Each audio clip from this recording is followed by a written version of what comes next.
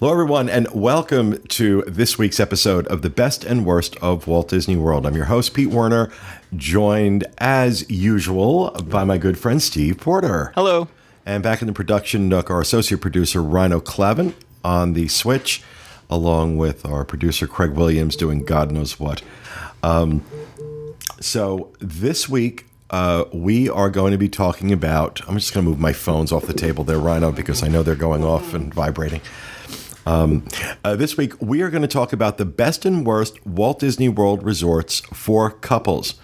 Now, when we did the best and worst resorts for families, we did a poll on our Facebook page, and we have done the same thing with this. I did notice, though, that this got a little bit less in the terms of the total number of votes than families. And Steve and I were talking about that earlier. I kind of figure it's because, there are fewer quote unquote couples, at least where our audience is concerned, going to Disney World as opposed to families. So we got about 600 votes for this one, where we got a little over 900 for the last one, but still more than enough. Good sample size. It's a good sample size. So we have more than enough to, make our, to report the results of what you think the best and worst resorts are for couples.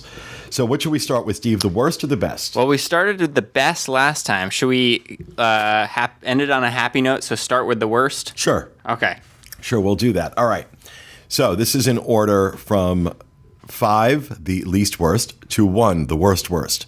So number 5, with 2.2% of the vote, 13 votes in total, I should point out, Pop Century. Mm-hmm. One of the ones that was on our top list last time. For families. Yeah. Is just the opposite. But of the worst, it is the least worst. Got about 2.2% of the vote. Number 4, no surprise here, All-Star Sports. I actually thought this would be even lower. Mm-hmm. 0.7% of the vote. 4 of you thought All-Star Sports was a good resort for couples. There's something, you'll see a trending topic as we go down. Yeah. This one, I'm a little more surprised by. I would actually say this would, I would not have put this in my worst. But number 3 is the Art of Animation. Now, this is a very popular resort. Very popular. And I would have thought it would have ranked a little bit, maybe not even made the bottom 5. My only guess with this is that because Art of Animation is priced the way it is, and that it's a value but really priced at a moderate level. Sometimes it's priced at a deluxe, depending on... That couples could spend that money at a real couple resort. That's a good point. That's a very good point. They only got 2 votes. 0.3% of the vote, and it was tied with the resort in the number 2 position, which was All-Star Music. Again, I completely get it with the All-Stars. All-Stars don't scream romance.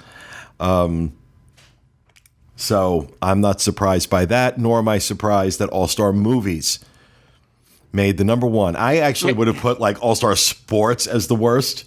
But my favorite thing about All-Star Movies is that it got one vote. So we love to hear, if you're that one person that voted for it, let us know why. And don't be sending stuff in if it wasn't you, because I can look and see who the person is. Yeah. Okay? But if you feel comfortable enough to raise your hand, we'd love to know why.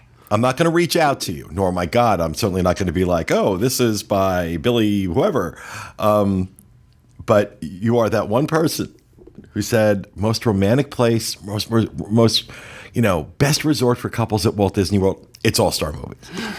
You may have a reason for that is perfectly legit. Well, whatever your reason is, it's perfectly legit. But I would love to be enlightened as to why you think All-Star Movies, that one person out of 500, almost 600 people, thought All-Star Movies was your best. But for the rest of us, it is the number 1 worst resort for couples at Walt Disney World. So let's go ahead and talk about which ones made the top 5.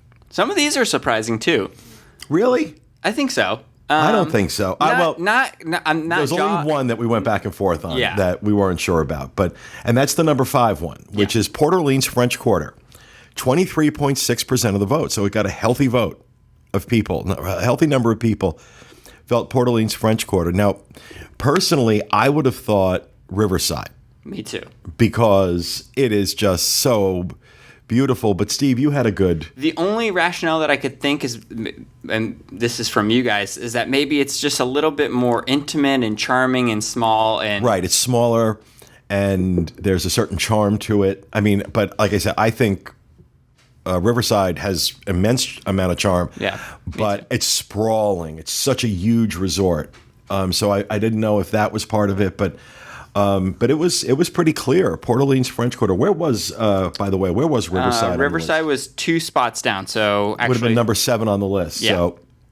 So number 4, no surprise whatsoever here. The Boardwalk, 26.3% of the vote. So more than a quarter of you felt the Boardwalk was the best resort. I'm actually surprised that Boardwalk isn't a little bit higher, just because they have the nighttime jelly rolls and all that going on down there. So I'm kind of surprised that this isn't a little bit higher. But well, not a big difference between number 4 and number 3. As a matter of fact, 0.1 of a percentage point separates Boardwalk from our number 3 entry, which is Animal Kingdom Lodge. Again, completely get why Animal Kingdom Lodge would be on this list. Mm-hmm. And also was a top contender in Best Resorts for Families as well. So you can kind of understand the appeal of that resort a little bit more when you look at that it's not only considered great for families, but it is also a great resort for couples. And I completely agree with that. I do too. It has that warm feeling. That's absolutely. Plus, it's a deluxe, and it's not a deluxe where it's stuffy or or you feel intimidated being there. And oftentimes at Animal Kingdom Lodge, not oftentimes anymore, but still there are times where you can get some really good rates. Mm-hmm. It's one of the more affordable deluxes. Yes, agreed. Number 2, no one describes as more affordable. It's the Grand Floridian, 32.5% of the vote. So we'll say 33% because it's over that. It's that 0.5 or higher. You round up. So 33% of the vote to the Grand Floridian. I think that this is a good one for couples to, you're treating your significant other. Right. And you're saying, look, we're staying at this I want to do something really nice for you. Let's go to the Grand Floridian. Absolutely. And, I get it. It's not my first choice. My first choice is, in fact, your first choice, which was the Polynesian. See, for me, hands down, and this was not even close, 44% of you said the Polynesian, as opposed to 33% for the Grand Floridian.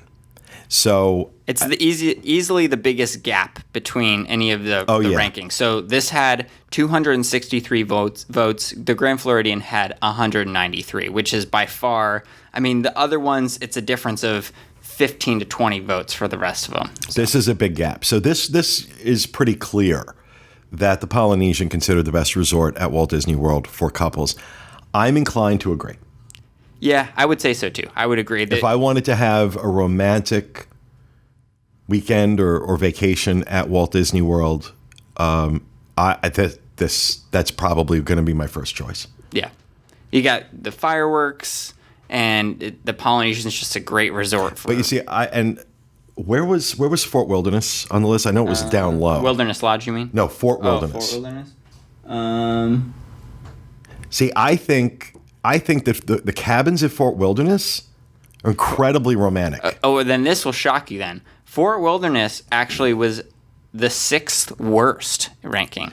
Well, I wonder if that would have changed if we had broken it out to campsites and cabins. Yeah, I think it would. Because I think people look at Fort Wilderness and they automatically think of the campsites.